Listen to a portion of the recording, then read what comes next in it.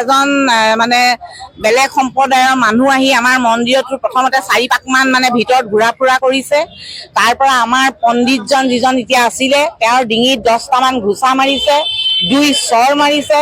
চৰ মাৰি কৈছে ইয়াত মূৰ্তি পূজা নচলিব, সেই বুলি কৈ তেওঁ গ্ৰিল কেইখন বন্ধ কৰি দিয়ে। এজন মুছলমান মানুহ আহি পণ্ডিতক মানে বিনা কাৰণত মাৰপিট কৰিছে আৰু মূৰ্তি পূজা নহ'ব তেনেকুৱা ধৰণে তেওঁলোকক ভাবুকি দিছে। গতিকে আমি গম পাইছোঁ এইটো একেবাৰে জেহাদী মানসিকতাৰ মানে মানুহ হ'ব পাৰে। কিন্তু ডিব্ৰুগড়ত কিন্তু এইটো বস্তু সহ্য নহয় যে কোনোবা মন্দিৰত সোমাই কোনোবাই পণ্ডিত বা বামুণক মাৰপিট কৰিব। এইটো ডিব্ৰুগড়ত কিন্তু আমি সহ্য নকৰোঁ। এইটো চিধা কথা যে মন্দিৰ এটাত সোমাই বামুণ বা পূজাৰীক কোনোবাই যদি হামলা কৰে, ইয়াত কিন্তু ডিব্ৰুগড় অস্থিৰ হৈ যাব। সেইটো এটা কথা স্পষ্ট। ডিব্ৰুগড়ত হিন্দু মানুহ ইমান শুই থকা নাই, সেইটো কথা জানি লওক। ডিব্ৰুগড়ত যদি কোনোবা মন্দিৰ বা আমাৰ ধৰ্মীয় অনুষ্ঠান নামঘৰৰ যদি কোনোবা হামলা কৰে, সেইটো কিন্তু সহ্য নহয়। ইমানখিনিলৈকে আমি সাহস কাকো নিদিওঁ, সেইটো স্পষ্ট কথা।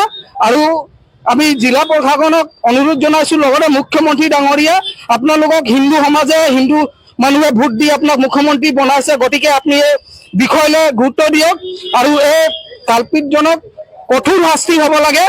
কাৰণ যদি তেওঁক কঠোৰ শাস্তি নিদিয়ে আমি কিন্তু ডিব্ৰুগড় অশান্ত কৰি দিম, কিন্তু এইটো স্পষ্ট কথা। আৰু যিজন ল'ৰাই এই ধৰণৰ কাম কৰিছে, এই ল'ৰাটোক যাতে আৰক্ষী প্ৰশাসনে উপযুক্ত শাস্তি প্ৰদান কৰিবলৈ আমি দাবী জনাইছোঁ। আৰু যদি পৰ্যবেক্ষণ কৰি তেওঁলোকে আচলতে কি হ'ল নহ'ল গোটেইখিনি পৰ্যবেক্ষণ কৰি আৰক্ষী প্ৰশাসনে ইয়াক উপযুক্ত শাস্তি দিবলৈ প্ৰদান কৰিবলৈ দাবী জনাইছোঁ। অন্যথা যদি তেওঁলোকে প্ৰদান নকৰে, অনাগত দিনত কিন্তু আমি দলংগত হিচাপে তেওঁ কিন্তু ব্যৱস্থা ল'বলৈ বাধ্য হ'ম।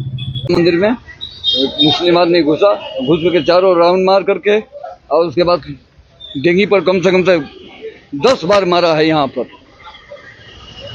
मार करके बोलता है कि मंदिर में पूजा नहीं होगा, मूर्ति पूजा नहीं होगा, यहाँ पर मंदिर बंद करो। मार करके बाहर में निकल गया। इतना में चोट लगा है कि 30 साल हो गया, 35 साल हो गया डिब्रूगढ़ में, ऐसा कभी नहीं। गेट भी बंद किया था, गेट भी बंद कर दिया था और मारा भी। तो आज तक कभी ऐसा नहीं हुआ। अभी वो कहाँ है? अभी वो थाना में पुलिस सब लेके गया है, लोग लेकर के अंदर में बैठाया है सब। अब देखिए अब क्या होता है, भला जी क्या करेंगे, हम तो क्या कहेंगे, हम ज्यादा बोल नहीं पाए।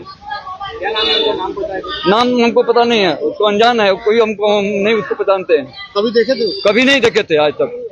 এতিয়া পণ্ডিতেও মানে ভয় আতংকত আছে ন মানুহজনে। তেওঁক যিহেতু মন্দিৰৰ ভিতৰত 10টা ঘুচা মাৰিছে, 2টা চৰ মাৰিছে আৰু মানুহজনে মূৰ্তি পূজা ইয়াত নচলিব বুলি গ্ৰিল কেইখন বন্ধ কৰি দিছে।